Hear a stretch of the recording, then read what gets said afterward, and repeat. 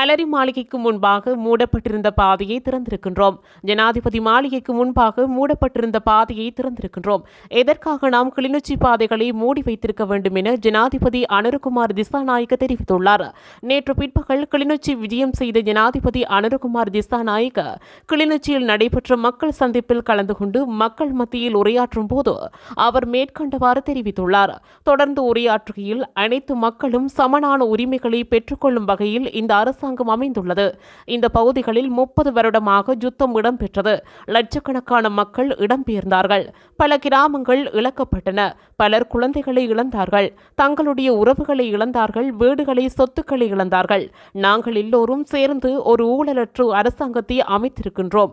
கடந்த காலங்களிலே பாதுகாப்பு காரணங்களுக்காக பொதுமக்களின் காணிகள் இராணுவ முகாம்களுக்காக எடுத்திருக்கின்றார்கள். நாங்கள் இப்போது அந்த காணிகள் தொடர்பில் இராணுவ தலைவர்களிடம் பேச்சுவார்த்தைகள் நடத்தியிருக்கின்றோம். விடுவிக்கக்கூடிய அனைத்து இடங்களையும் மீண்டும் மக்களுக்காக வழங்குவதற்கு நாம் நடவடிக்கை எடுப்போம். அது மட்டுமல்ல, பாரம்பரியமாக பயிர் செய்து வந்த நிலங்கள் கூகுள் வரைபடத்தின்படி வனவள திணைக்களத்தினால் எல்லையிடப்பட்டிருக்கின்றன. இந்த பகுதி மக்கள் விவசாயம் செய்த நிலங்கள் மக்களுடைய நிலங்கள். அவற்றை மீண்டும் அவர்களுக்கு வழங்குவதற்கு நடவடிக்கை எடுப்போம். ஆகவே இன்னும் சில பாதைகள் மூடப்பட்டிருக்கின்றன. கொழும்பிலே மூடியிருந்த பாதைகளை திறந்திருக்கின்றோம். குறிப்பாக அலரி மாளிகைக்கு முன்பாக இருந்த பாதையை திறந்திருக்கின்றோம். ஜனாதிபதி மாளிகைக்கு முன்பாக மூடப்பட்டிருந்த பாதையை திறந்திருக்கின்றோம். எதற்காக நாம் கிளிநொச்சி பாதைகளை மூடி வைத்திருக்க வேண்டும்? அனைத்து பாதைகளையும் இந்த மக்கள் பயன்படுத்தக்கூடிய வகையிலே நாங்கள் திறந்து விடுகிறோம். ஏற்கனவே யாழ்ப்பாணத்தில் மூடிய பாதைகளை திறந்து விட்டிருக்கின்றோம். நாட்டை சாதாரண நிலைக்கு கொண்டு வர வேண்டும். வீடுகளை இழந்த மக்களுக்கு வீடுகளை கட்டிக் கொடுக்க இருக்கின்றோம். ஏற்கனவே வழங்கப்பட்ட வீட்டு திட்டங்களுக்கு நிதிகளை விடுவிக்க இருக்கின்றோம் என்றும் அவர் மேலும் குறிப்பிட்டுள்ளார்.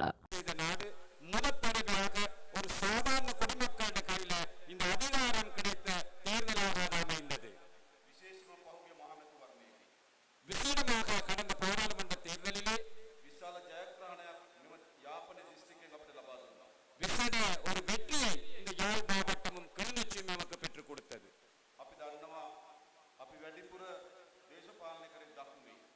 எங்களுக்கு தெரியும், நாங்கள் அதிகளவான அரசியல் ஈடுபாடு இருந்தது எங்களுக்கு தென் பகுதியிலே.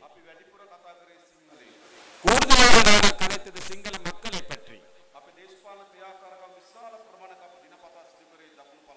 பெரும்பாலான அரசியல் நடவடிக்கைகளை நாங்கள் செயற்பட்டது தென் பகுதியிலே.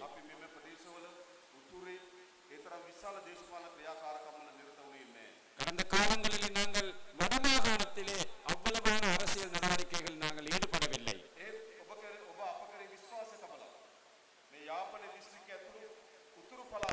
இதுபோன்ற செய்திகளை உடனுக்குடன் அறிந்து கொள்ள தமிழ் பிளஸ் யூடியூப் சேனலை மறக்காம சப்ஸ்கிரைப் பண்ணுங்க, கமெண்ட் பண்ணுங்க, ஷேர் பண்ணுங்க.